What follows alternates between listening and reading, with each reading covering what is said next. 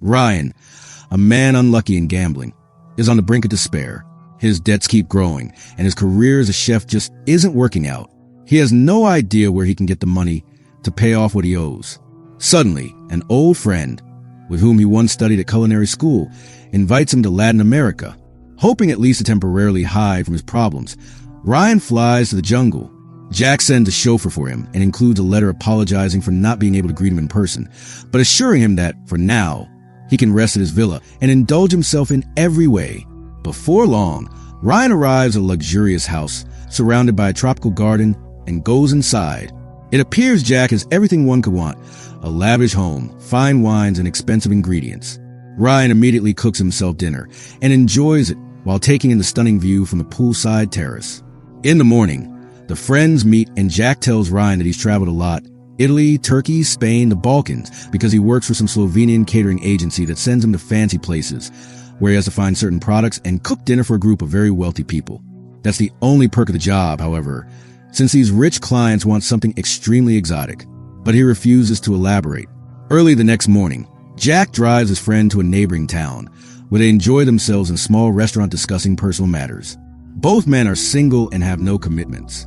The only difference is that Jack has never known financial difficulties, unlike Ryan. Before long, the guys meet an Australian named Alice, who is traveling the world alone.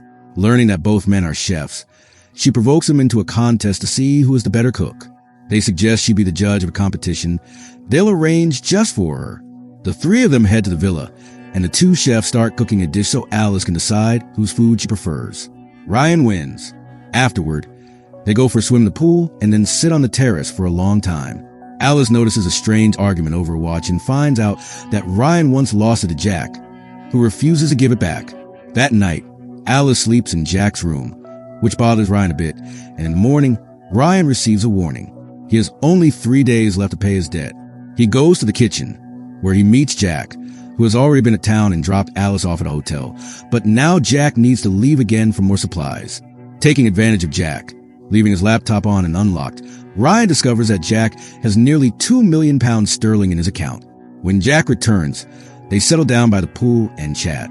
Ryan notices that something weighs heavily on Jack's mind, but Jack only complains about life. In the morning, Ryan finds Jack hanged. Not knowing what to do, he takes down the body and wraps it in plastic. Then he tries to hack Jack's laptop, but can't because he doesn't know the password. He finds a wallet containing a bank card and calls the bank, attempting to obtain the codes. But without the secret word, he's asked to come to their office in London. Ryan finds a specialist on the internet and orders forged driver's licenses, then books a ticket to London. But just then, a message arrives from his creditors, warning that if he doesn't pay his debt within 2 days, his mother will suffer. That night, Ryan drowns his friend's body in a pond. He tries to borrow money again, but his acquaintances no longer trust him. He'll only waste the funds at the casino, just as he's done many times before. He returns to the villa where he sees a car parked out front. It turns out that representatives of the agency have arrived. Imogen, a Brit, and Maurice, a Colombian. They don't know what Jack looks like, since he's never worked in Latin America before. Flustered, Ryan pretends to be Jack, especially since he's also a skilled chef. He asks him for an advance and is stunned when Imogen unhesitatingly transfers $50,000 to his account. He immediately forwards the money to his creditor and then goes back to Imogen, who wants to know if he has checked the produce. Ryan has no clue what expected of him and has to admit he hasn't picked anything out yet because he doesn't speak Spanish, which also surprises Imogen. Ultimately, she heads into town with the men to buy some meat. There, Ryan learns that he was supposed to find 2 people who would become the main ingredients for dinner. Imogen suggests looking among the churchgoers, since there's a better chance of finding healthy people who don't use banned substances. Ryan can't believe what's happening, but Imogen is surprised at his incompetence, even though she was warned about the chef's questionable character. Noticing his disbelief, she bluntly warns that they'll simply kill him. Waiting for nightfall, Ryan gathers his things and tries to leave the house. But in the foyer, Maurice and Imogen are still up. She explains that the guests pay $1.5 million for dinner, and that's actually not much. The agency kills on average 75 people a year. They give back 10% of their income to the regions to develop local businesses and infrastructure so people can have clean water and quality food. No company in the world can boast such profits while also helping 99% of the rest of the population. Oil companies kill about 150 people a year, and at farms, at least 250 die. Don't even get her started on drivers and roofers. Imogen advises Ryan to think it over. Ryan has no choice but to go back to his bedroom.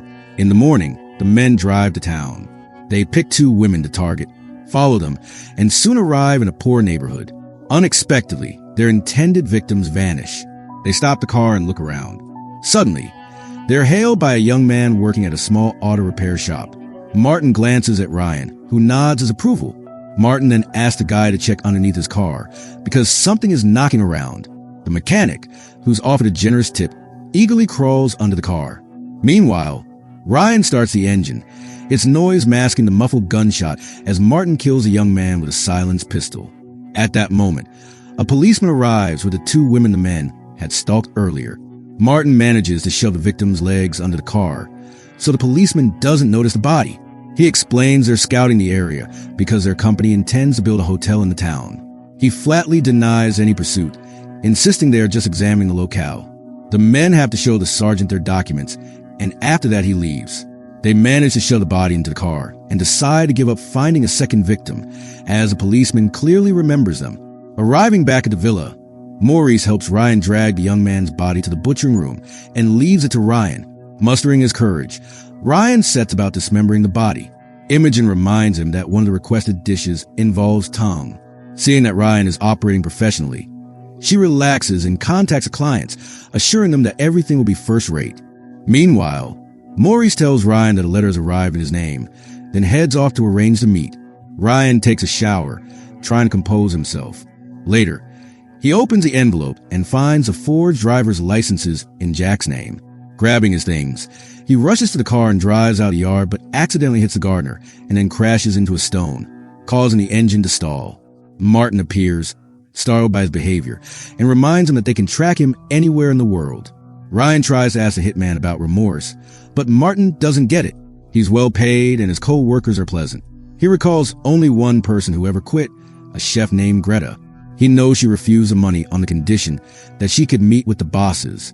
A month later, she sent him a letter from Mallorca, where she becomes a chef for a wealthy family. Buoyed by the possibility, Ryan gets to work on a menu that greatly pleases Imogen. Soon, the first guests arrive at the villa and are shown to the terrace. Unexpectedly, a police car pulls up to the gate. Imogen orders them to let the detectives in who ask to see the owner. She explains that he's not currently here and mentions that there's a dinner party today for investors who plan to build a hotel. Ruiz shows Imogen a photo of a missing man, his nephew, Jose. 2 Americans were seen speaking with a sergeant earlier. After that, Jose disappeared. Imogen says Martin is not around, so Ruiz asks for permission to wait for him. She wonders why they're so sure Jose is missing. Maybe he just went off somewhere. But the policeman insists Jose would never do that, given that his newborn daughter is christening is tomorrow. He's suspicious about Imogen's phrase, spontaneous adventures, and asks to see the other American. She takes him to the kitchen. Ryan explains that cooking is just a hobby, and that in reality he's an architect. It turns out that Ruiz is interested in architecture, and starts asking questions about the upcoming construction project. Questions Ryan can't always answer logically. When Ruiz shows him a photo, Ryan notes that Jose resembles his deceased friend, but claims not to have seen the young man. Imogen has to bail Ryan out because it's obvious he knows nothing about building. But his dishes look absolutely stunning. Even though Ruiz finds the smell of the meat suspicious, Imogen warns the guests that the police are here, but they say they know how to conduct themselves. Returning to the kitchen, she finds the officers eating. They rave about the soup, remarking that Ryan must be in the wrong profession, as he knows nothing about architecture, but cooks unbelievably well. Imogen pulls Ryan aside and scolds him for not bothering to learn a story. At that moment, more guests arrive, and she goes off to greet them. Ruiz questions Martin, who also doesn't admit to seeing Jose. The detective then confides that he was alarmed by Imogen's remark about spontaneous adventures. People in this area disappear, 2 per year typically, and then suddenly send messages saying they've decided to go off on spontaneous trips, which doesn't fit with how ordinary workers behave. And now, when he came here for christening, his nephew decided to take a spontaneous trip as well. Ruiz shows the guest a photo, but they can't say anything definite because they've only just arrived. However, they invite him to join them for dinner, and he sits down at the table. Just then, Martin reports that someone has shown up asking for Jack. Imogen meets Alice, But however much he tries to usher her out, Alice practically forces her way into the kitchen. Alice is puzzled about why Ryan is being called Jack, but he explains that he's standing in for him because Jack abruptly decided to go home. At this point, the sergeant leaves, eager to get back to his family. Alice continues to question Ryan, while Ruiz does the same with the guests, curious why they're taking such a risk. They explain there's no point in living without risk.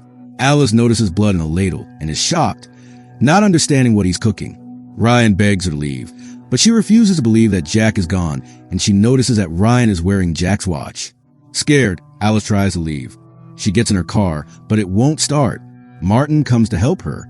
Meanwhile, the detective is enthusiastically devouring his nephew's flesh and asks to see the chef so he can thank him personally.